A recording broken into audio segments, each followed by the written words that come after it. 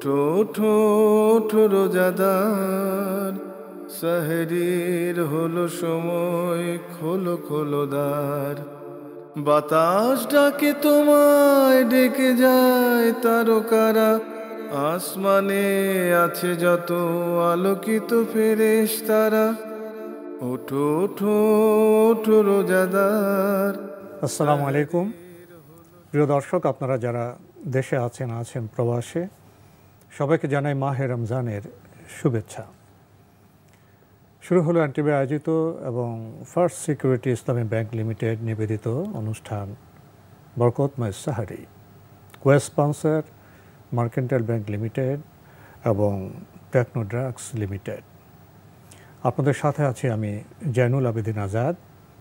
প্রিয় দর্শক, শুরুতে আমরা শুনব পবিত্র কোরআন থেকে তেলাওয়াত। সাহেরির হলো সময়, খোলো খোলো দ্বার। أعوذ بالله من الشيطان الرجيم. بسم الله الرحمن الرحيم.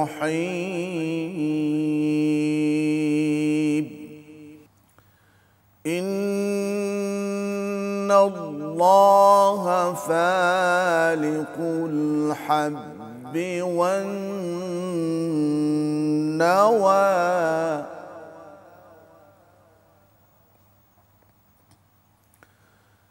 يخرج الحي من الميت ومخرج الميت من الحي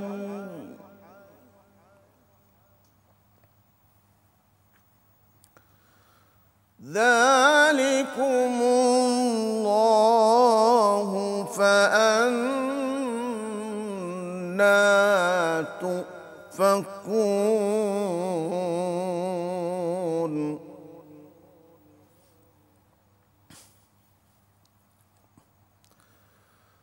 فالق الإصباح وجعل الليل سكنا والشمس والقمر حسبانا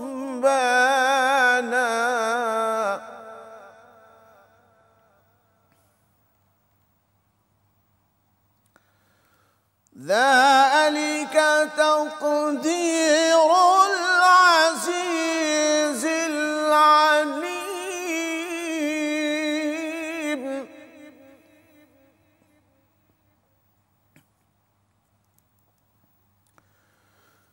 وهو الذي جعل لكم النجوم لتهتدوا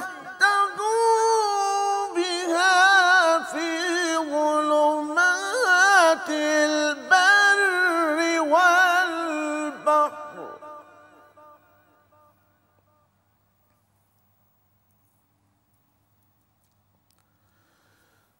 وهو الذي جعل لكم النجوم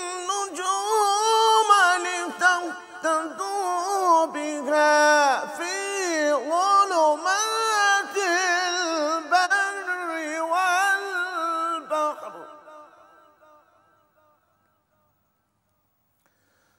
قد فصلنا الآيات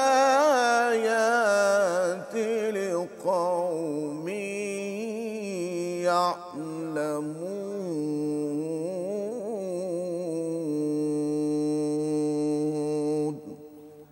صدق الله العظيم.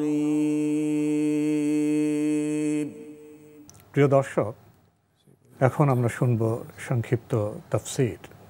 সাহেরির হলো সময়, খোলো খোলো দ্বার। আসসালামু আলাইকুম ওয়া রাহমাতুল্লাহি ওয়া বারাকাতুহু। আলহামদুলিল্লাহি রাব্বিল আলামিন ওয়াসসালাতু ওয়াসসালামু আলা আবদিল্লাহি ওয়া রাসূলিহি নবিয়িনা মুহাম্মদ ওয়া আলা আলিহি ওয়া সাহবিহি আজমাইন, আম্মা বা'দ। সুপ্রিয় দর্শক শ্রোতা, শুরুতে জানাচ্ছি আপনাদের বিশেষ আমন্ত্রণ বরকতময় সাহারি অনুষ্ঠানে। বরকতময় মাসে বরকতময় সাহারির অনুষ্ঠানে বরকতময় গ্রন্থ আল কোরআনুল কারীম থেকে আমরা ধারাবাহিক আলোচনা, তেলাওয়াত ও আলোচনা শুনে আসছি। আজকে আমরা সপ্তম পারার অংশ বিশেষ আলোচনা শুনব ইনশাআল্লাহ। আল্লাহ রাব্বুল আলামিন সপ্তম পারার মাঝে আমরা যে সূরাগুলি পাচ্ছি সেটি হচ্ছে সূরা আল মায়েদা এবং সূরা আল আনআম। আল্লাহ রাব্বুল আলামিন সূরা মায়েদার সপ্তম পারার অংশের মধ্যে যা আল্লাহ বলছেন, ইয়া আইয়ুহাল্লাযীনা আমানু লা তুহাররিমু তাইয়্যিবাতি মা আহাল্লাল্লাহু লাকুম ওয়া লা তা'তাদু ইন্নাল্লাহা লা ইউহিব্বুল মু'তাদিন ওয়া কুলু মিম্মা রাযাকাকুমুল্লাহু হালালান তাইয়্যিবা ওয়াত্তাকুল্লাহাল্লাযী আনতুম বিহি মুমিনুন লা ইউআখিযুকুমুল্লাহু বিল্লাগবি ফি আইমানিকুম ওয়ালাকিন ইউআখিযুকুম বিমা আক্কাদতুমুল আইমান। সুপ্রিয় দর্শক শ্রোতা, আল্লাহ রাব্বুল আলামিন যারা ঈমানদার তাদেরকে আহ্বান জানিয়ে বলছেন, লা তুহাররিমু তাইয়্যিবাতি মা আহাল্লাল্লাহু লাকুম। হালাল হারাম করার মালিক হলেন আল্লাহ রাব্বুল আলামিন, মানুষ নয়।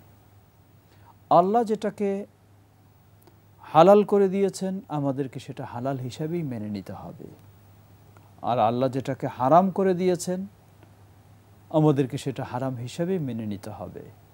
নিজের মন চাইলে হারামকে হালাল করে নেব অথবা হালালকে হারাম করে ফেলব, এমনটা কখনো সুযোগ নেই।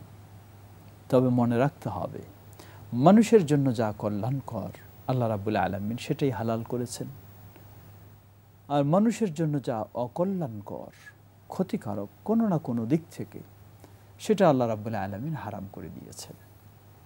অতএব এই আয়াত আমাদেরকে সে শিক্ষা দিচ্ছে। আল্লাহ বলছেন, ওহে যারা ঈমান এনেছো, লা তুহাররিমু তাইয়্যিবাতি মা আহাল্লাল্লাহু লাকুম ওয়া লা তা'তাদু।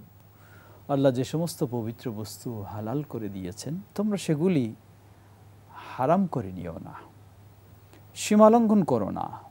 জেনে রাখো আল্লাহ রাব্বুল আলামিন সীমালঙ্ঘনকারীদেরকে পছন্দ করেন না। ওয়া কুলু মিম্মা রাযাকাকুমুল্লাহ হালালান তাইয়্যিবা।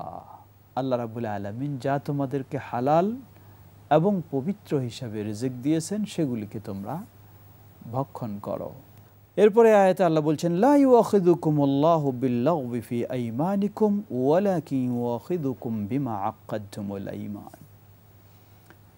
তোমরা যদি অনর্থক কোনো কসম করে থাকো আল্লাহ সেগুলির ক্ষেত্রে তোমাদেরকে পাকড়াও করবেন না, কিন্তু জেনে বুঝে দৃঢ়তার সাথে যদি অন্তর থেকে কোনো কিছু কসম করে থাকো তাহলে সেটি আল্লাহ পাকড়াও করবেন। অর্থাৎ মানুষ যদি না জেনে না বুঝে কোনো কসম খেয়ে ফেলে, বিশেষ করে এটি আরবদের মধ্যে স্বভাব রয়েছে, কোনো কিছু বললে করলেই ওয়াল্লাহি ওয়াল্লাহি বিল্লাহি তাল্লাহ এই ধরনের বলে থাকে, এটাকে বলা হয়েছে অনর্থক কসম। আরেকটা হলো জেনে বুঝে দুইজনের মাঝে একটা সিদ্ধান্ত হচ্ছে, আপনি সেখানে কসম করলেন। এক হলো কসম হতে হবে শুধু আল্লাহর নামে, আল্লাহর গুণাবলীর মাধ্যমে, অন্য কোনো বিষয় নয়। অনেক সময় আমরা সন্তানের মাথায় হাত দিয়ে কসম করি, নিজের বুকে হাত দিয়ে কসম করি বা আরও কিছু, এগুলি সম্পূর্ণ অন্যায়, এটি হারাম, এটি শিরক। আল্লাহ বলছেন, মান কানা হালিফান ফালইহলিফ বিল্লাহ। কেউ যদি কসম খেতে চায় তাহলে সে যেন আল্লাহর নামে কসম করে। দ্বিতীয়, যখন জেনে বুঝে কোনো বিষয়ে আল্লাহর নামে কসম করবেন, আপনার জন্য কর্তব্য হচ্ছে সেই কসম পূরণ করা, যদি শরীয়তসম্মত বিষয় হয়ে থাকে। শরীয়ত নিষিদ্ধ বিষয় যদি হয় তাহলে সেটি পূরণ করা বৈধ নয়, ভঙ্গ করতে হবে এবং কাফারা দিতে হবে। কাফারা হচ্ছে আল্লাহ রাব্বুল আলামিন এই আয়াতে সেই কাফারাও বলে দিয়েছেন। আল্লাহ বলছেন, ফাকাফারাতুহু ইতআমু 10 মাসাকিন মিন আওসাতি মা তুতঈমুনা আহলিকুম।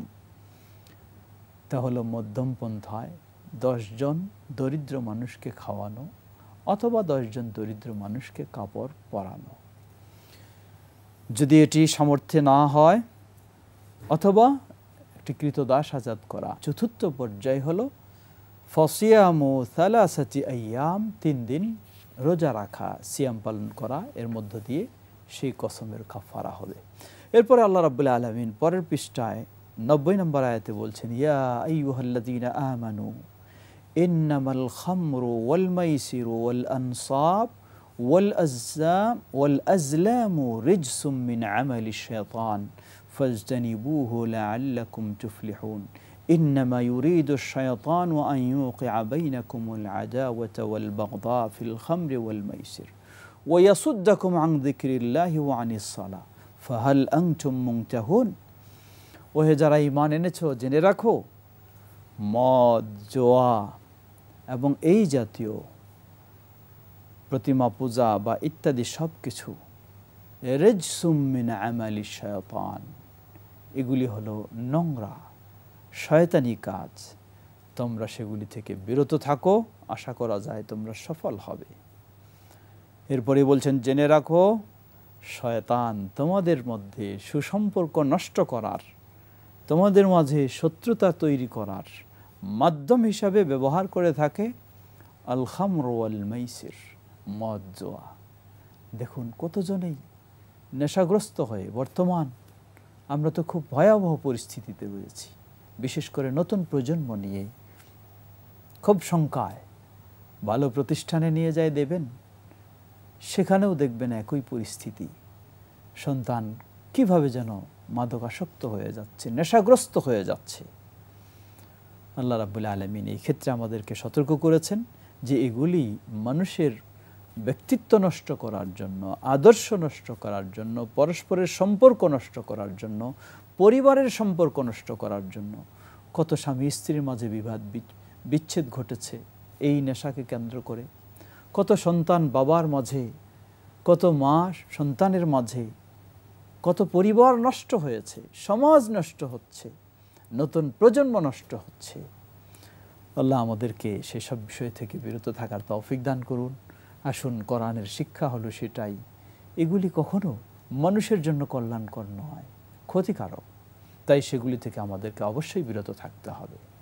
সুপ্রিয় দর্শক শ্রোতা, এমনইভাবে আল্লাহ রাব্বুল আলামিন এই সূরা মায়েদা 104 নম্বর আয়াতে আরেকটি সুন্দর নির্দেশনা দিচ্ছেন। আল্লাহ বলছেন, ওয়াইদা কিলা লাহুম তাআলাউ ইলা মা আনজালাল্লাহ ওয়া ইলার রাসূলি ক্বালু হাসবুনা মা ওয়াজাদনা আলাইহি আবাআনা আওয়ালাউ কানা আবাউহুম লা ইয়ালামুনা শাইআ ওয়া লা ইয়াহতাদুন। আল্লাহ রাসূল সাল্লাল্লাহু আলাইহি ওয়াসাল্লাম যখন মক্কায় তিনি এই কোরআন আল্লাহর পক্ষ থেকে পেলেন, হাদিস পেলেন, সেগুলির দিকে মানুষকে যখন দাওয়াত দিচ্ছেন, মানুষেরা যেই সমস্ত পন্থা অবলম্বন করে কোরআন এবং হাদিস থেকে তথা ইসলাম থেকে দূরে সরে থাকত, সেগুলির একটি হলো এখানে আল্লাহ বলছেন, যখন তাদেরকে বলা হয় তোমরা আসো যা আল্লাহ নাজিল করেছেন অর্থাৎ আল কোরআন এবং রাসূলের দিকে আসো, তারা বলে না, হাসবুনা মা ওয়াজাদনা আলাইহি আবানা, আমরা কোরআন হাদিস বুঝি না, আমরা বুঝি আমাদের বাপদাদাকে যেই নিয়ম নীতিতে পেয়েছি সেই নিয়ম নীতির উপরে আমরা অটল থাকব। সুপ্রিয় দর্শক শ্রোতা, ইসলাম বাপদাদার প্রতি শ্রদ্ধা করতে নিষেধ করেনি, বরং নির্দেশ দিয়েছে শ্রদ্ধা করতে। কিন্তু এর অর্থ এই নয় পূর্বপুরুষকে অন্ধ অনুসরণ করে কোরআন সুন্নাহকে দূরে সরিয়ে দেব, এমনটা নয়। অনেক সময় কাউকে যখন কোরআন এবং হাদিস থেকে স্পষ্ট কিছু বললেও তিনি বলেন যে আমার বাপদাদার পূর্বপুরুষে এগুলি দেখিনি, এগুলি মানতে রাজি না। এটি কখনো মুসলিমের কথা নয়। একজন মুসলিম বলবে বাপদাদার ভুল থাকতে পারে, কিন্তু কোরআন এবং হাদিসে যদি পাই তাহলে সেটি আমাকে মেনে নিতে হবে। এটি হলো ইসলামের কথা। সুপ্রিয় দর্শক শ্রোতা, আসুন ঠিক তেমনইভাবে আল্লাহ রাব্বুল আলামিন এরপরে আয়াতে বলছেন, ইয়া আইয়ুহাল্লাযীনা আমানু আলাইকুম আনফুসাকুম লা ইয়াদুররুকুম মান দাল্লা ইযা ইহতাদাইতুম। ওহে যারা ঈমান এনেছো, আলাইকুম আনফুসাকুম, তোমরা নিজেদেরকে সংরক্ষণ করো, নিজেদেরকে সঠিক পথে প্রতিষ্ঠিত রাখার চেষ্টা করো। ওয়ালা ইয়াদুররুকুম মান দাল্লা ইযা ইহতাদাইতুম, তোমরা যদি হেদায়েতের পথ পেয়ে যাও, কেউ যদি বিচ্যুত হয়ে যায়, পথভ্রষ্ট হয়ে যায়, এতে তোমাদের কোনো ক্ষতি হবে না। সুপ্রিয় দর্শক শ্রোতা, এই আয়াত দিয়ে কেউ বলার চেষ্টা করে যে ইসলাম শুধু নিজে নিজে মানতে বলেছে, অন্য কাউকে আদেশ নিষেধ করতে বলেনি, আমরা বলবো এ কথা সঠিক নয়। আপনি লক্ষ্য করুন, অসংখ্য নির্দেশ আল্লাহ রাব্বুল আলামিন নির্দেশ দিচ্ছেন। কুনতুম খায়রা উম্মাতিন উখরিজাত লিন-নাস তা'মুরুনা বিল মা'রুফ ওয়া তানহাউনা আনিল মুনকার। তোমরাই হলে শ্রেষ্ঠ জাতি, মানুষের জন্য তোমাদেরকে সৃষ্টি করা হয়েছে। তোমরা ভালো কাজের উপদেশ দেবে, খারাপ থেকে বাধা দেবে। এটি হলো ইসলামের নির্দেশ। শুধু নিজে ভালো থাকবো, অন্য ভালো না থাকুক, এটা নয়। ইসলাম বলে আমাকে ভালো থাকতে হবে, অন্যকেও ভালো করার চেষ্টা করতে হবে। আমাকে খারাপ থেকে বিরত থাকতে হবে, অন্যকেও খারাপ থেকে বিরত রাখার সাধ্যপক্ষে চেষ্টা করতে হবে। তবে এই ক্ষেত্রে মধ্যম পন্থা অবলম্বন করতে হবে, কখনো চরমপন্থা নয়। আল্লাহ আমাদের এই শিক্ষা গ্রহণ করার তৌফিক দান করুন। এমনইভাবে এই সূরার মধ্যে এসেছে সূরা আল আনআম। আল্লাহ রাব্বুল আলামিন সূরা আনআমে, এই সূরার মাঝেও অনেক গুরুত্বপূর্ণ বিষয় তুলে ধরেছেন। তার মাঝে একটি আয়াত থেকে আমরা স্বল্প সময়ের মধ্যে শিক্ষা নেব। 17 নম্বর আয়াত আল্লাহ বলছেন, ওয়া ইয়ামসাসকাল্লাহু বিদুররিন ফালা কাশিফা লাহু ইল্লা হু। জেনে রাখো, আল্লাহ যদি তোমাকে কোনো ক্ষতি দিয়ে থাকেন, তাহলে এই ক্ষতি, এই কষ্ট কেউ দূর করতে পারবে না তিনি ছাড়া। ওয়া ইয়ামসাসকা বিখাইরিন ফাহুয়া আলা কুল্লি শাইইন কাদির। অর্থাৎ মনে রাখতে হবে, বিশেষ করে বর্তমান প্রেক্ষাপটে বিশ্বব্যাপী ভয়াবহ করোনায় আজকে আমরা খুব শঙ্কার মাঝে রয়েছি। আল্লাহর কাছে দোয়া করি, আল্লাহ আমাদেরকে এই সংখ্যা থেকে মুক্ত করুন। মনে রাখবেন, এই বিপদ থেকে দূর করার প্রকৃত মালিক একমাত্র আল্লাহ রাব্বুল আলামিন। তাকে সন্তুষ্ট করে তার পথে ফিরে আসার মধ্য দিয়েই আমাদেরকে এই বিপদ থেকে বাঁচার চেষ্টা করতে হবে। নিজে এর অর্থ এই নয় তাহলে কি হাত গুটিয়ে বসে থাকবো, আত্মরক্ষার বা প্রতিরোধের কোনো ব্যবস্থা নেব না? অবশ্যই নেব, কিন্তু শুধু ব্যবস্থাই যথেষ্ট নয়। শুধু ব্যবস্থায় যদি যথেষ্ট হতো, বহু রকমের ব্যবস্থা নিচ্ছি কিন্তু তবু তো রেহাই পাওয়া যাচ্ছে না। তাই ব্যবস্থাও নিতে হবে, এবং সবচেয়ে বড় ব্যবস্থা হলো আল্লাহ রাব্বুল আলামিনের উপর আস্থা রেখে, ভরসা রেখে, বিশ্বাস রেখে তার পথে চলার মধ্য দিয়ে এই বিপদ থেকে বাঁচার চেষ্টা করতে হবে। আল্লাহ আমাদের সবাইকে সে শিক্ষা নিয়ে এই রমজানে সেই আলোকে আমাদের জীবন গড়ে তোলার, প্রশিক্ষণ নিয়ে জীবনকে সুন্দর করে চলার তৌফিক দান করুন। ওয়া আখিরু দাওয়ানা আলহামদুলিল্লাহ রাব্বিল আলামিন। আসসালামু আলাইকুম ওয়া রাহমাতুল্লাহি ওয়া বারাকাতুহু। সেহরির হলো সময়, খোলো খোলো দ্বার। তোমার নামের তসবিহ খোদা লুকিয়ে যেন রাখি, খোদা লুকিয়ে যেন রাখি, সঙ্গোপনে মনে মনে তোমায় যেন ডাকি, খোদা তোমায় যেন ডাকি। তোমার নামের তসবিহ খোদা লুকিয়ে যেন রাখি, খোদা লুকিয়ে যেন রাখি। মস্তানা যে নেশার ঝোঁকে, নীরব উদাস দুঃখে শোকে, মস্তানা যে নেশার ঝোঁকে, নীরব উদাস দুঃখে শোকে, আমি যেন সবার চোখে পাপী হয়ে থাকি। তোমার নামের তসবিহ খোদা লুকিয়ে যেন রাখি, খোদা লুকিয়ে যেন রাখি। সবাই আমায় করু ঘৃণা, চাই না ফুলের মালা, তোমার নামের আবে হায়াত মিটাক প্রাণের জ্বালা, খোদা খোদা মাটির খেলা সাঙ্গ হলে তখন যেন যায় সে চলে আল্লাহ আল্লাহ বলে আমার পরাণ পাখি তোমার নামের তসবিহ খোদা লুকিয়ে যেন রাখি খোদা লুকিয়ে যেন রাখি সঙ্গোপনে মনে মনে তোমায় যেন ডাকি খোদা তোমায় যেন ডাকি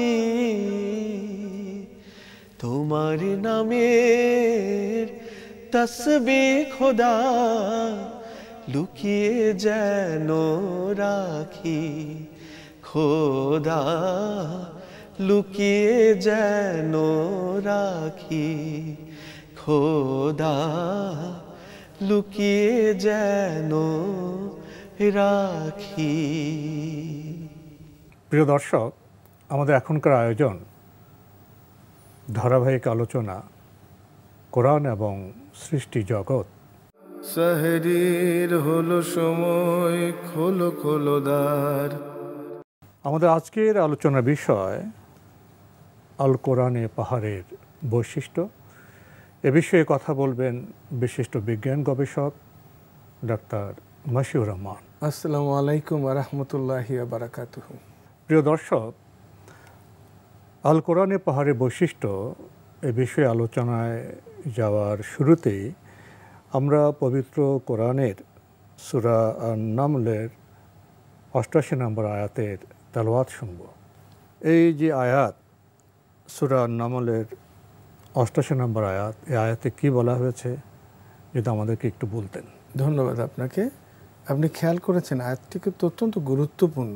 কোরআন মাজিদের সবকটি আয়াতই গুরুত্বপূর্ণ। এটা একটা স্পেশাল মেসেজ, একটু বিস্ময়কর মেসেজ। আল্লাহ প্রশ্ন করছেন যে এইভাবে যে ওয়া তারাল জিবালা তাহমাবুহা জামিদাতিন ওয়াহিয়া তামাররু মারাস সাহাবি, তুমি পাহাড়গুলোকে দেখে স্থির মনে করো, কিন্তু সেগুলো প্রবাহমান, মানে স্থির নয়, যেটা মেঘের মতো। তো একটা বিস্ময়কর জিনিস। এবং এখানে বলতে যে আল্লাহ বলছেন শেষ পর্যন্ত, সুন আল্লাহিল্লাযী আতকানা কুল্লা শাইইন, that is the design of Allah সুবহানাহু ওয়া তাআলা। এই ব্যাপারটা আল্লাহর একটা design, and he has perfected everything. এই নিখুঁত সৃষ্টি, তার ডিজাইনের বৈশিষ্ট্য এবং পাহাড়গুলি যে সরে যাচ্ছে, এই মেসেজটা আপাত দৃষ্টিতে আমরা যদি শুনি বিশ্বাস করতে মন চাবে না, কিন্তু এটাই সত্যি। এবার আমরা দেখে নিই আসলে পাহাড় কিভাবে সরে যাচ্ছে। যেমন পাহাড়ের তিনটা বৈশিষ্ট্যের কথা বলি, কোরআন মাজিদে যে তিনটা বৈশিষ্ট্যের কথা বলা আছে। একটা হলো পাহাড়ের একটা প্রপার্টি হচ্ছে পৃথিবীকে স্ট্যাবিলাইজ করে রাখা, স্থির করে রাখা, যেটা আমরা সূরা আম্বিয়ার ৩১ নম্বর আয়াতে পাই, সূরা লুকমানের ১০ নম্বর আয়াতে পাই। এরপরে আরেকটা হচ্ছে পাহাড়গুলি প্রথিত করে গেঁথে দেয়া আছে, পেরেকের মতো গেঁথে দেয়া আছে যাতে সরে না যায়। একটু পরে আমরা দেখব যে কিভাবে প্লেট টেকটনিকের উপরে এটা পেরেকের মতো গেঁথে দেয়া আছে। আর থার্ড ওয়ান হচ্ছে যেটা আমরা প্রথমে আলোচনা করলাম, যে এর একটা বৈশিষ্ট্য হচ্ছে সরে যায় এবং কন্টিনেন্টাল ড্রিফটিং হচ্ছে, সাথে সাথে পাহাড়গুলো সরে যাচ্ছে। এই পাহাড় সরে যাওয়ার ব্যাপারটুকুই কিন্তু সবচেয়ে আমাদের আলোচ্য বিষয়। এখন এই প্রসঙ্গে একটা তথ্য দেওয়া যায়, থিওরি অফ আর্কিমিডিস। তিনি বলছেন, একটা তথ্য দিচ্ছেন, function of the mountain root is to stabilize the earth. একটা জিনিস, আর্থকে স্ট্যাবিলাইজ করে কিভাবে? কারণ এর মাঝখানে আমরা যদি প্লেট টেকটনিকের কথা বলি, মাউন্টেন রুটগুলি, ডিফারেন্ট মাউন্টেন রুটগুলি গেঁথে যাচ্ছে। আমরা যে পাহাড়টা দেখি, যেমন ধরা যাক এভারেস্টের কথা, ২৯,০০০ ফিট, এবং তার মাটির নিচে কিন্তু প্রায় 90,000 ফিট, অনেক বেশি। 4 ভাগের 3 ভাগ হচ্ছে মাটির নিচে, 1 ভাগ 1 উপরে। ভাগ উপরে। বলা হয় যে এটা আমরা দেখতে পারি না, আইস পার্কের মতো। তো এই একটা বিষয় আমরা দেখলাম যে বিস্ময়কর জিনিস, যেটা আমাদের আসলে আশ্চর্যকর, আমরা চিন্তাও করতে পারিনি কখনো। ভাবি যে 1400 বছর আগে এটা কিভাবে এরকম একটা তথ্য দিলেন রাসূল সাল্লাল্লাহু আলাইহি ওয়াসাল্লাম। যদি কোনোদিন কোনো বিদ্যালয়ে যাননি, লেখাপড়া করেননি সেভাবে।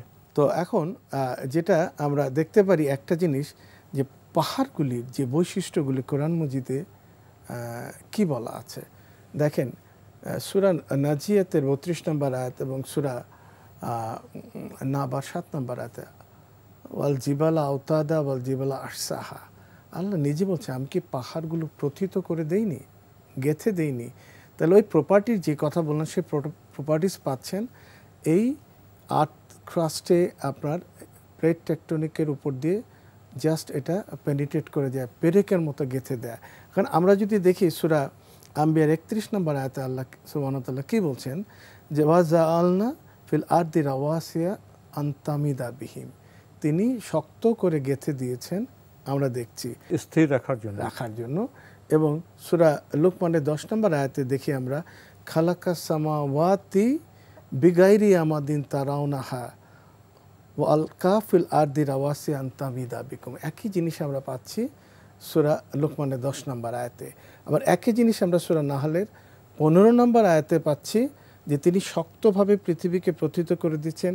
এবং আরেকটা জিনিস হচ্ছে নদ নদী রাস্তা তৈরি করে দিলেন। কারণ আপনি জানেন পাহাড়ের উপরে মেঘ জমে এবং কনডেন্সিফিকেশন হচ্ছে এবং সেখানে ঝর্ণা আকারে পাহাড় থেকে পানি নেমে এসে মেঘে বাতাসে সংঘর্ষ হয়, পাহাড়ে লাগে, পানি হয়ে ঝর্ণা থেকে সাগর পাড়ি। হ্যাঁ, এই যে একটা ব্যাপার, সেটা আপনি সূরা কাফে আরেকটি আয়াত আছে, সূরা কাফে 7 ওয়াল আরদা মাদাদনাহা ওয়াল কাইনা ফিহা রাওয়াসিয়া ওয়া আমবাতনা ফিহা মিন কুল্লি জাওজিন বাহিদ। একই জিনিস সমস্ত এই পাহাড়ের যে বৈশিষ্ট্যগুলি, সবকটা বৈশিষ্ট্য দেখেন। সায়েন্স আজকে যে কটা বৈশিষ্ট্যের কথা বলছে, অন আপনি বহু আয়াত পাবেন একটু একটু করে সমস্ত বৈশিষ্ট্যের কথা কিন্তু কোরআন মজিদে উল্লেখ করে দেওয়া আছে। আপনি বললেন ছোট করে যে পাহাড়ের বৈশিষ্ট্য সম্পর্কে বলতে গিয়ে পবিত্র কোরআনে বলা হয়েছে তিনি এগুলোকে পেরেকের মতো গেঁথে দিয়েছেন। সাধারণ মানুষের কাছে তো বিষয়টি সেভাবে স্পষ্ট নয়। এই গেঁথে দেওয়ার বিষয়টা আমরা ছোট একটা ভিডিও দেখি, বোধহয় আমাদের সুবিধা হবে তাতে। একদিকে আপনার বলছেন আপনি যে কোরআনের আলোকে যে পাহাড়কে তিনি গেঁথে দিয়েছেন, আবার অপরদিকে বলা হচ্ছে যে এটা কেন, পৃথিবীকে স্থির রাখার জন্য। একদিকে গেঁথে দেওয়া, আরেকদিকে পৃথিবীকে স্থির রাখা, এই চিত্রটা কেমন, এর ব্যাখ্যাটা কেমন? এটা যদি আমরা বুঝতে চাই তাহলে কিন্তু অনেক পিছিয়ে যেতে হবে। পৃথিবীতে কিভাবে ফরমেশন হলো এবং এবং প্লেট টেকটনিক হলো।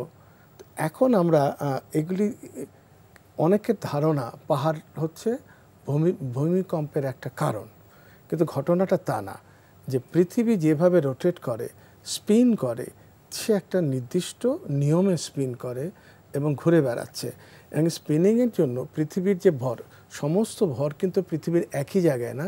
পৃথিবীর যেমন 80% পাহাড় কিন্তু এশিয়ান জোনে, তার মানে এটা বোঝা যাচ্ছে এখানকার ঘনত্বটা একটু বেশি। তো পৃথিবী একটু টিল্টে, সামান্য কিন্তু কাত হয়ে আছে। তো এই কাত হয়ে থাকার তো স্পিন করা, এই একটা নিখুঁত একটা ব্যালেন্স করা আছে এই পাহাড় প্রথিত করার মাঝখানে। সুতরাং এই যদি এটা প্রথিত করা না হতো, তাহলে কিন্তু তার নির্দিষ্ট অ্যাক্সিসে সেটি ঠিক মতো কিন্তু রোটেট করতে পারতো, পরিভ্রমণ করতে পারতো, এটা তার পক্ষে অসম্ভব ছিল। এখানে একটা জিনিস আমরা আরেকটা ভিডিও দেখে আসবো। এখানে যে জিনিসটা আমরা প্রথমে শুরু করলাম, পাহাড়ের বৈশিষ্ট্য যেটা আয়াতে বললাম সরে যাচ্ছে, এই বিষয়টি পৃথিবীতে প্রথম আবিষ্কার করলেন আলফ্রেড ওয়েগনার। তিনি একটা ওপিনিয়ন দিলেন, এটা হলো 1915 সালের থেকে। কিন্তু তখন এটা মনে হলো যে এটা অবাক করা কাণ্ড, পাহাড় সরে যেতে হবে। তিনি বললেন যে কন্টিনেন্টাল ড্রিফটিং, এই মহাদেশগুলি কিন্তু একসময় একত্রিত ছিল, হ্যাঁ, কিন্তু আস্তে আস্তে এগুলো সরে যাচ্ছে এবং বহু বছর, মিলিয়ন ইয়ার্স ধরে আস্তে আস্তে, এবং একসময় যদি একটা প্লেটের মতো ছিল, এবং এটা সরে যাচ্ছে। এই থিওরিটা যখন তিনি দিলেন তখনকার বিজ্ঞানীর কাছে এটা গ্রহণযোগ্য ছিল না, কিন্তু 1980-র দশকে এসে তাবৎ যত জিওলজিস্ট তারা চিন্তা করলেন এবং দেখলেন, এবং তার যে কথাগুলো ছিল তাতে দেখলো যে না, আসলে যে আলফ্রেড ওয়েগনার সঠিক ছিলেন, তার এই তথ্য সঠিক ছিল। এবং তিনি বললেন যে আমাদের যে পৃথিবীর আপার মেন্টাল যেটা, সেটা প্রায় ধরেন যে কতগুলি প্লেট, এর মধ্যে প্রায় বলা হয় বড় বড় 6টা প্লেট টেকটনিক এবং অসংখ্য ছোট প্লেট আছে, যেটার বললাম যে গেঁথে দেয়া আছে আমরা বললাম। এবং এরপরে পাহাড়গুলি বলা হচ্ছে প্রতি বছরে 1 থেকে 5 সেন্টিমিটার করে সরে যাচ্ছে। এবং তিনি একটা জিনিস দেখলেন যে এই কন্টিনেন্টগুলি খুব সুন্দরভাবে জোড়া লেগে যাচ্ছে। যদি আমি সবকটা ছবি তুলে আলাদা দেখা যায়, ইন্ডিয়ান ওশেন, এই জোনটা, ল্যাটিন আমেরিকা, হ্যাঁ, তারপর আমেরিকা, এই সবকটা জোন যদি তিনি একত্রিত করে দেখলেন, এক সময় সব একত্রিত ছিল। তার এই সরে যাওয়ার সাথে সাথে আপনি বুঝতে পারছেন যে সেখানকার ওই নিচের যে টেকটনিক প্লেট যেটা, সেটা সরে যাচ্ছে, কিন্তু ফলে পাহাড়গুলি কিন্তু সরে যাচ্ছে। তো এই একটা বিস্ময়কর মেসেজ আপনি 1400 বছর আগে যখন এখন আপনি বহু হেল্প নিতে পারেন, বহু ইকুইপমেন্ট আছে, মেশিনারিজ আছে, সে সময় কিন্তু সে স্কোপটা সায়েন্স টেকনোলজি ছিল অ্যাবসলিউটলি অ্যাবসেন্ট। ওই একটা সময়ে দাঁড়িয়ে আপনি এটা ভাববেন যে মাউন্টেন সায়েন্সের কথা, যে কিভাবে ফরমেশন হচ্ছে, কিভাবে সরে যাচ্ছে, এটা কোয়াইট ইম্পসিবল। এটা কিন্তু কোনো মানুষের কথা হতে পারে না। আপনি মাউন্টেন সায়েন্সের কথা বললেন, এগুলো তো আমাদের আধুনিক বিজ্ঞানের বিষয়। আমরা যে পবিত্র কোরআনের কথা বলছি সেটা তো এখন থেকে প্রায় 1450 বছর আগে নাজিল হয়েছিল আমাদের প্রিয় নবী হযরত মুহাম্মদ মুস্তাফা সাল্লাল্লাহু আলাইহি ওয়াসাল্লামের উপর। এখানে বোধহয় আরও কয়েকটি বিষয় আনা দরকার। মহানবী সাল্লাল্লাহু আলাইহি ওয়াসাল্লাম তো বিজ্ঞানের ছাত্র ছিলেন না, উনি কোনো শিক্ষা প্রতিষ্ঠানে যাননি। উনি সরাসরি মহান আল্লাহর যে নাজিলকৃত ওহী, সে জ্ঞানের মাধ্যমে, আলোকের মাধ্যমে তিনি আলোকিত হয়েছেন। এবং অভ্রান্ত অমূল্য সব কথাবার্তা তার মাধ্যমে আমরা জেনেছি পবিত্র কোরআনে। পবিত্র কোরআনে সমুদ্রের কথা বলা আছে, প্রকৃতির কথা বলা আছে, বায়োডাইভার্সিটির কথা বলা আছে, লৌহ যে বর্তমান সভ্যতার ভিত্তি, লৌহের কথা বলা আছে, এবং ক্ষুদ্র মৌমাছির কথা বলা আছে। এবং আজকে আমরা বিশাল পাহাড়ের কথা জানলাম, সে বিষয়েও পবিত্র কোরআনে স্পর্শ করেছে, মৌলিক কথা বলেছে। এবং পাহাড়ের বৈশিষ্ট্য সম্পর্কে আপনি যে কিছু তথ্য দিলেন, তাতে আমরা বেশ কয়েকটি বিষয় জানলাম। যে পাহাড়কে প্যারেকের মতো গেঁথে দেওয়া হয়েছে, অকারণে কিছু করা হয়নি। কী কারণে? পৃথিবীকে স্থির রাখার জন্য। তাহলে এই মাউন্টেন সায়েন্স যেটা, সেটার মূল কথা পবিত্র কোরআনে বলা হয়েছে। এবং এই যে সৃষ্টি জগৎ, এই ব্যাপারে পবিত্র কোরআন আমাদের যে তথ্য দেয়, তাতে আমরা একটি বিষয় কিন্তু উপলব্ধি করি, মানে আল্লাহ যে সৃষ্টি জগৎ সেটা মানব বান্ধব, মানুষের জন্য এভাবে ভারসাম্যপূর্ণভাবে, মানুষের জন্য প্রয়োজনীয়ভাবে উপকারী হিসেবে এগুলিকে সৃষ্টি করা হয়েছে। অকারণে কিছুই সৃষ্টি করা হয়নি।